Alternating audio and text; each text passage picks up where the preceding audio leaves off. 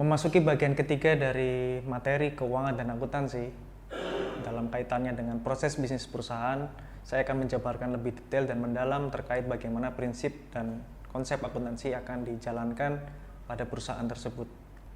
Akuntansi merupakan bagian yang penting dan fundamental untuk pengambilan keputusan, perencanaan, dan juga pengukuran kinerja dan skala ekonomi perusahaan tersebut. Akuntansi biasanya juga memiliki peran yang penting sebelum manajemen dapat melakukan pengambilan keputusan. Sebelum manajemen dapat mengambil keputusan, akuntansi berproses mulai dari pencatatan, pengolahan, hingga analisis data transaksi perusahaan, yang mana tujuan akhirnya adalah menghasilkan bentuk-bentuk laporan keuangan yang dapat dinilai oleh perusahaan. Setidaknya ada 3 tipe akuntansi yang umum terjadi di perusahaan. Yang pertama adalah financial accounting, yang mana proses-proses dari akuntansi finansial adalah melakukan pencatatan dan juga menerbitkan laporan keuangan yang dimanfaatkan untuk internal perusahaan. Yang kedua adalah managerial accounting, yang tugasnya melakukan analisis dari proses-proses pencatatan dan pelaporan yang sudah dikerjakan oleh bagian accounting, yang mana biasanya managerial accounting ini dilakukan oleh top tier manajemen. Yang ketiga adalah cost accounting, yang mana tugasnya adalah melakukan penilaian analisis dari suatu produk jadi yang akan kita jual, apakah memiliki nilai yang pas diukur dari operasional perusahaan yang sudah berjalan. Apakah nilainya terlalu tinggi atau terlalu rendah, bagaimana skala ekonominya. Nah, dari prinsip akuntansi tersebut yang dipegang oleh perusahaan, setidaknya harus berdasarkan dari standar-standar yang sudah umum dilakukan. Kalau di Indonesia menggunakan PSAK atau pernyataan standar akuntansi keuangan yang sudah dilakukan oleh skala nasional. Ataupun kalau ingin menggunakan skala internasional, salah satunya bisa menggunakan prinsip dari IFRS atau International Financial Reporting Standards. Pencatatan yang dilakukan oleh akuntansi umumnya menggunakan istilah-istilah atau bahasa-bahasa baku yang memang umum digunakan oleh akuntansi. Salah satu istilah yaitu chart of account atau COA. COA atau chart of account menggambarkan struktur pencatatan aktivitas perusahaan yang pada akhirnya akan dikumpulkan dan dilakukan pengolahan menjadi sebuah laporan. Chart of account berbentuk seperti catatan, rekening, atau akun yang digunakan untuk pencatatan tersebut. Suatu contoh kita sebut COA itu misalnya akun kas, akun bank, akun piutang, akun persediaan, dan akun aset yang lain. Di luar aset bisa kita sebut akun hutang, akun kewajiban yang lain, akun modal, akun sales atau pendapatan, akun beban, dan keseluruhannya itu adalah serangkaian dari COA atau chart of account dari perusahaan tersebut. Di setiap perusahaan, entah itu perusahaan barang, perusahaan dagang, perusahaan retail, jasa, yang berbasis project mungkin, atau pemerintah, semuanya dalam kaitannya akuntansi pasti memiliki chart of account yang masing-masing memiliki struktur yang berbeda-beda, tergantung dari kebutuhan perusahaan tersebut. Laporan yang umum digunakan untuk kita melihat rincian transaksi-transaksi perusahaan dinamakan general ledger atau akun buku besar. Dalam buku besar akan tergambar seluruh rangkaian aktivitas atau transaksi dengan bahasa-bahasa akuntansi yang tadi saya sebut menggunakan COA.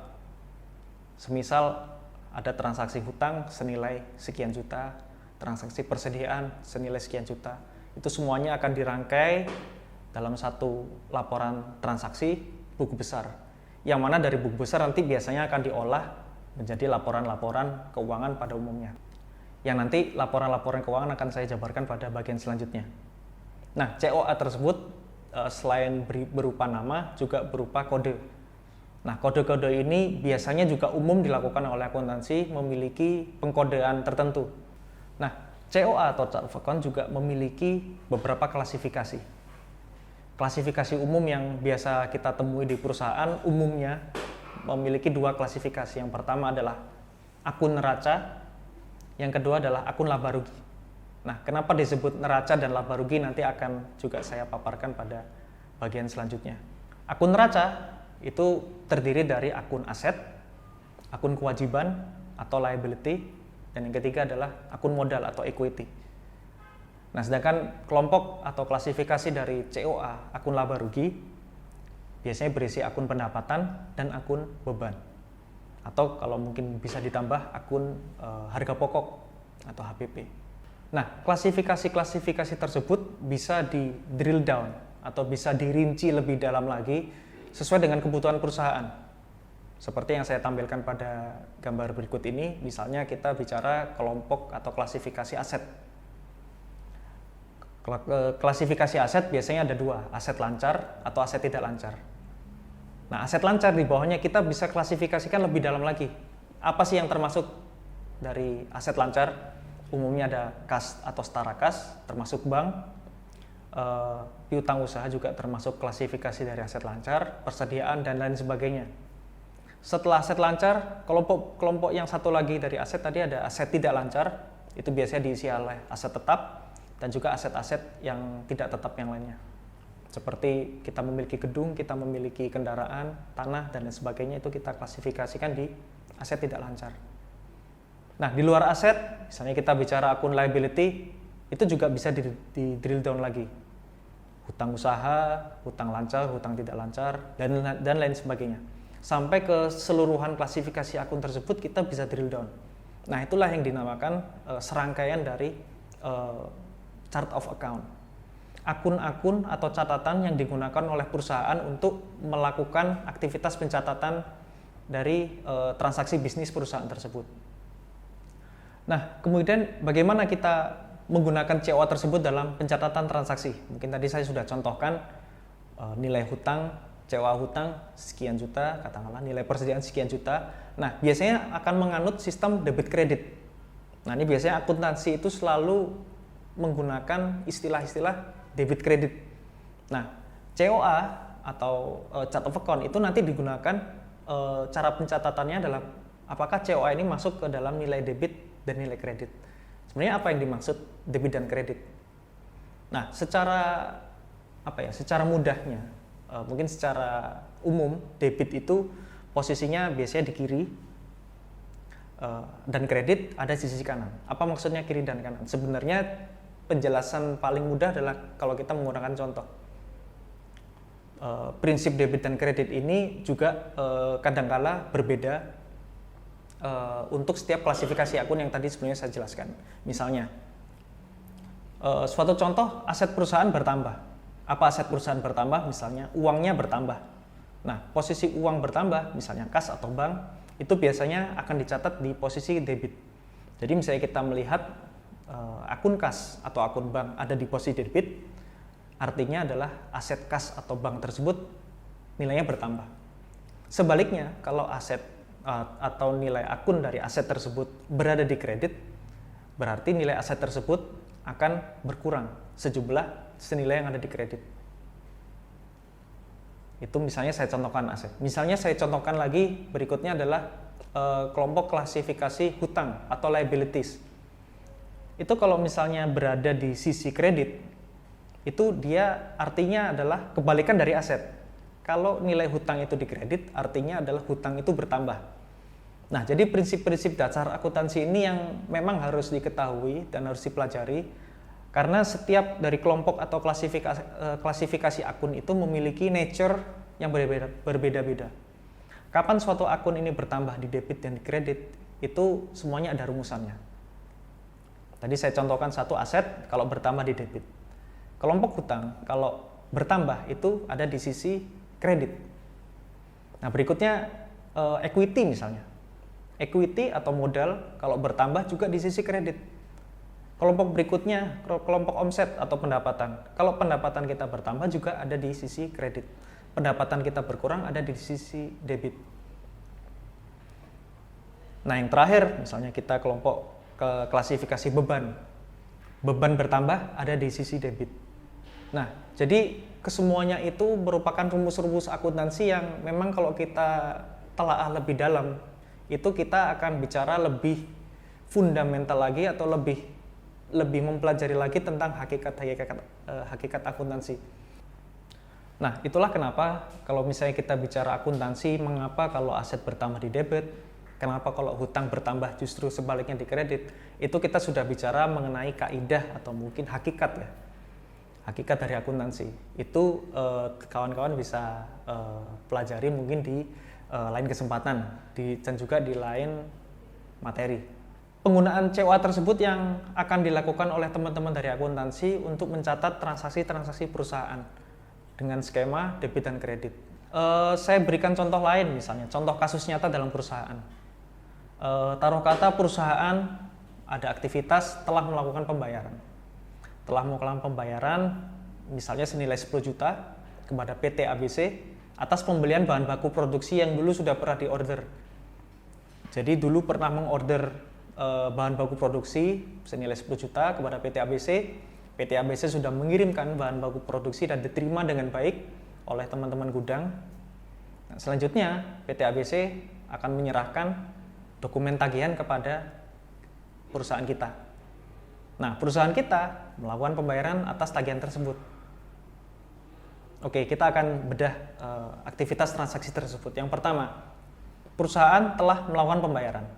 Nah, aktivitas melakukan pembayaran ini kita harus bisa nilai apa yang berubah dari aktivitas atau COA kita. Melakukan pembayaran berarti kita melakukan sejumlah uang untuk melakukan pembayaran.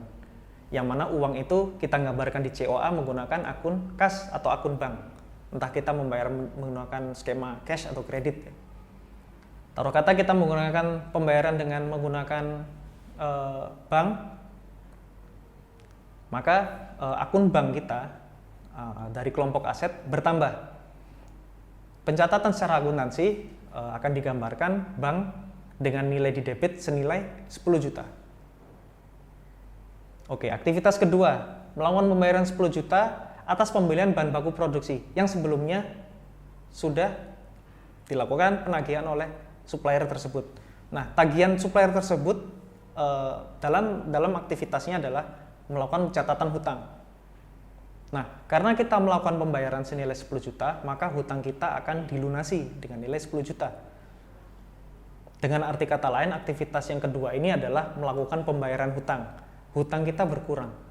Nah, hutang berkurang menurut skema atau prinsip akuntansi adalah kita letakkan di debit. Jadi, secara kesimpulannya dari aktivitas transaksi tersebut, perusahaan melakukan pembayaran sebesar 10 juta kepada PT ABC atas pembelian bahan baku produksi. Pencatatan secara accounting adalah debit hutang usaha senilai 10 juta. Record kedua adalah kredit kas atau bank senilai 10 juta juga. Jadi hutang kita berkurang, kas bank kita juga berkurang. Tapi secara debit dan kredit imbang 10 juta. Nah, konsep keseimbangan ini yang juga harus dianut oleh transaksi akuntansi. Seimbang itu artinya ada timbal balik. Mengapa hutang kita berkurang, maka harus ada yang di sisi sebelahnya. Mengapa kita melakukan pencatatan pendapatan misalnya? Omset kita bertambah. Apa kompensasi di balik itu? Misalnya kita mencatat sebuah pendapatan atau omset. Omset kita bertambah. Berarti omset atau pendapatan menurut rumus akuntansi tadi kita letakkan di sisi kredit. Kalau kita mencatat pendapatan biasanya apa yang dilakukan di sisi debit. Nah, karena di sisi kredit tadi sudah ada isinya oleh omset, di debit kita biasanya isikan apa? Nah, bagaimana pencatatannya ketika omset itu ada di kredit? Apa debit yang kita harus isi? Timbal baliknya apa? Dalam kaitannya dengan perusahaan biasanya kalau kita mengakui omset, itu debitnya adalah piutang. Kalau kawan-kawan masih ingat, piutang adalah suatu hak yang menjadi milik perusahaan yang sewaktu-waktu akan dibayarkan oleh pelanggan. Itu adalah salah satu juga bentuk timbal balik atau kompensasi mengapa pencatatan akuntansi itu harus selalu menggunakan konsep-konsep keseimbangan atau balance. Dalam hal ini terkait pencatatan adalah dengan antara debit dan juga kredit.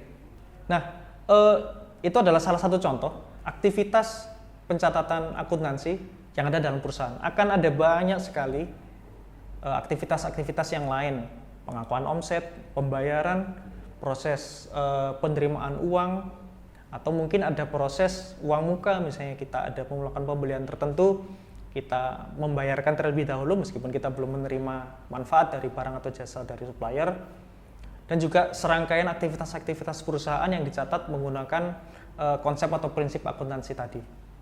Nah, kesemuanya itu akan dirangkai menjadi laporan keuangan.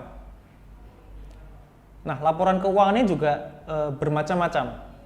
Saya biasanya menyebut ada dua jenis laporan keuangan. Yang pertama adalah main ledger atau laporan keuangan yang utama, dan yang kedua adalah laporan sub ledger atau laporan pendukung. Jadi yang pertama adalah laporan keuangan yang utama. Itu secara umum setiap perusahaan pasti akan melakukan pencatatan atau membentuk laporan-laporan ini. Yang pertama ada laporan neraca, atau biasa juga disebut nama lain laporan posisi keuangan, atau istilah internasionalnya adalah balance sheet. Itu adalah laporan utama dari perusahaan yang menggambarkan posisi keuangan perusahaan antara aktiva dan pasiva. Nah, ini juga ada istilah akuntansi lain, aktiva dan pasiva.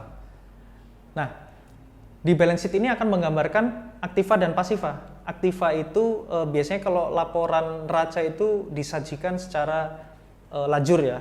Istilahnya juga, nama lain juga bisa disebut neraca lajur. Artinya kita harus bisa menyeimbangkan secara istilah nama ya, neraca ya. Neraca kita harus seimbang, atau istilah internasional juga balance sheet. Kita juga harus seimbang. Seimbang antara apa? Tadi sudah saya sebut antara aktiva dan juga pasiva. Apa yang dimaksud aktiva? Seperti saya sudah singgung di sebelumnya adalah bahwa akun neraca ini hanya berisikan 3 jenis klasifikasi. Yang pertama adalah klasifikasi aset, klasifikasi liabilities atau hutang, dan yang ketiga adalah klasifikasi equity. Oke, kita bahas satu-satu. Kita kembali ke aktiva dan pasiva. Apa yang dimaksud aktiva? Aktiva adalah menggambarkan kekayaan perusahaan tersebut. Nah, apa aja isi dari akun aktiva yang ada di sisi kanan? Aktiva biasanya berisi akun-akun aset. Tadi saya sudah contohkan, setiap aset bertambah semuanya di debit, semua aset bertambah nilainya di debit. Nah, aktiva itu klasifikasi yang diambil adalah klasifikasi aset. Nah, saya ulangi lagi, aktiva adalah menggambarkan kekayaan dari perusahaan tersebut. Sebaliknya, pasiva, menyebutnya pasiva, itu adalah sumber dari kekayaan perusahaan. Nah, di sini kita sudah bisa lakukan kesimpulan, kenapa laporan neraca ini harus seimbang. Kenapa balance sheet namanya adalah balance atau seimbang. Itu adalah kita harus bisa menyeimbangkan antara kekayaan perusahaan dan juga sumber dari kekayaan tersebut. Nggak mungkin kita punya suatu nilai kekayaan, tapi tidak ada sumbernya. Contoh, misalnya kita punya uang 10 juta. 10 juta kita dapat dari mana? Dari langit. Itu nggak mungkin. Jadi uang 10 juta umumnya kita bisa dapatkan dari dua hal. Yang pertama, kita utang, kita minta ke teman, tolong pinjamkan saya 10 juta, kita dapat uang 10 juta. Artinya kas kita bertambah, utang kita bertambah, balance.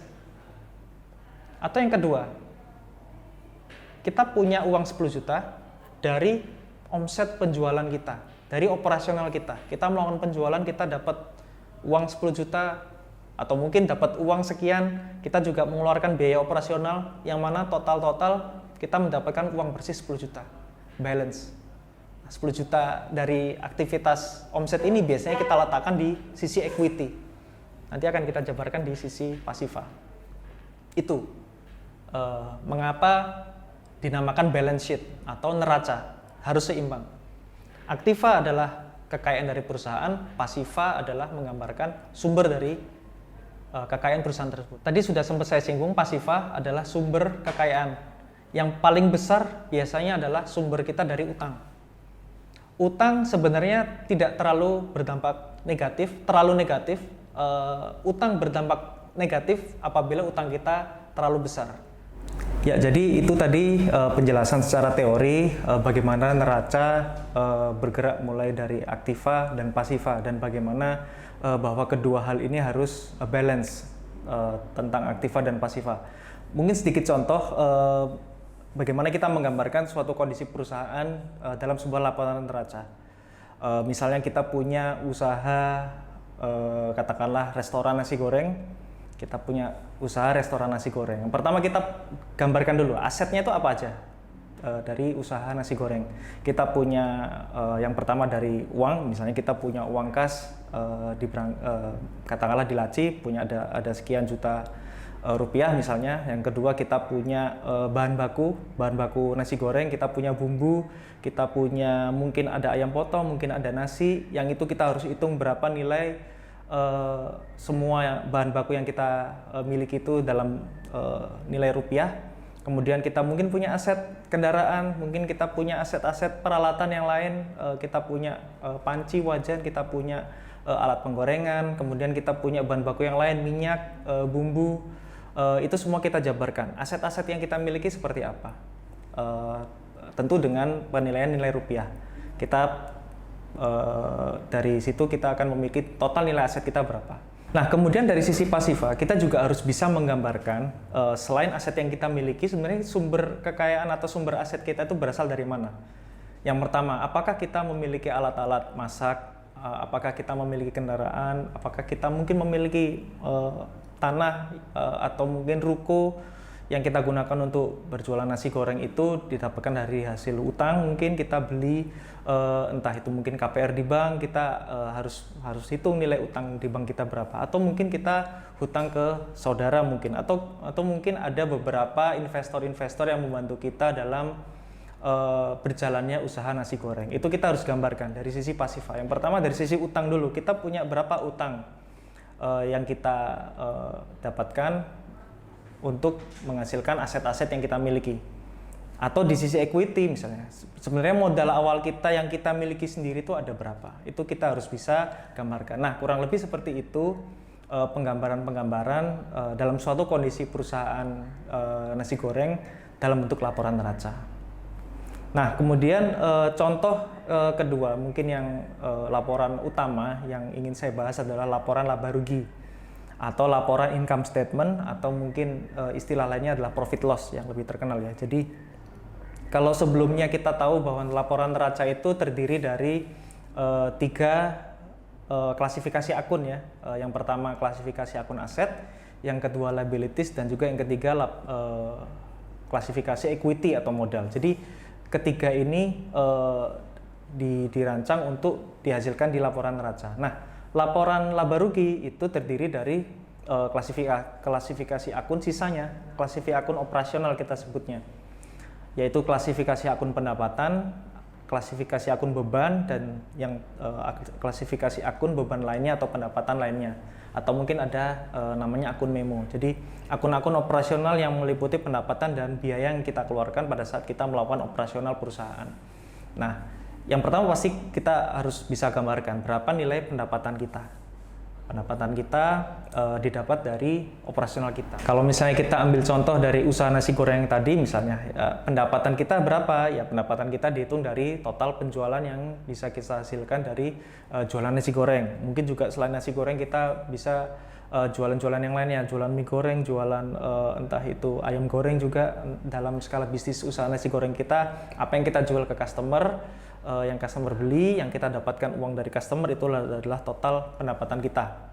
Nah, yang kedua lah kita jabarkan beban kita apa. Yang pertama beban pokok. Beban pokok adalah beban yang secara langsung mempengaruhi nilai dari produk yang kita jual. Misalnya kita jual nasi goreng, beban pokok kita berapa? Apa yang dimaksud beban pokok? Misalnya kita bicara nasi goreng, yang pertama adalah bahan baku kita. Apa bahan baku utama dari nasi goreng? Nasi, bumbu, mungkin ada telur, ada ayam, ada minyak, ada yang lain, mungkin ada merica, garam. Nah, itu semua yang membentuk satu porsi nasi goreng yang kita jual itu terdiri dari sekian satuan, katakanlah 1 gram gula, nilainya berapa rupiah. Nah, itu semua bahan baku itu kalau kita jumlahkan itu akan menjadi beban pokok dari jualan kita nasi goreng. Nah, itulah nilai dari beban pokok.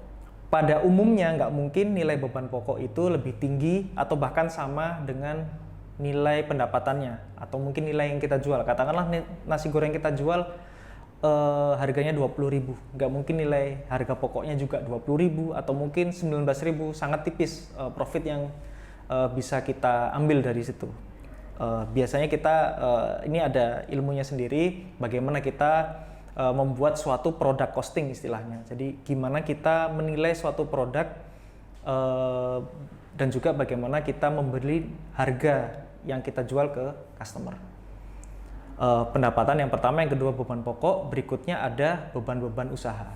Beban usaha itu adalah beban yang tidak secara langsung terkait dengan aktivitas penjualan kita. Semisal kita menggaji karyawan, semisal biaya sewa dari ruko misalnya, atau mungkin biaya pulsa, biaya listrik, biaya air, biaya bensin, dan biaya-biaya pendukung yang membantu jalannya operasional perusahaan.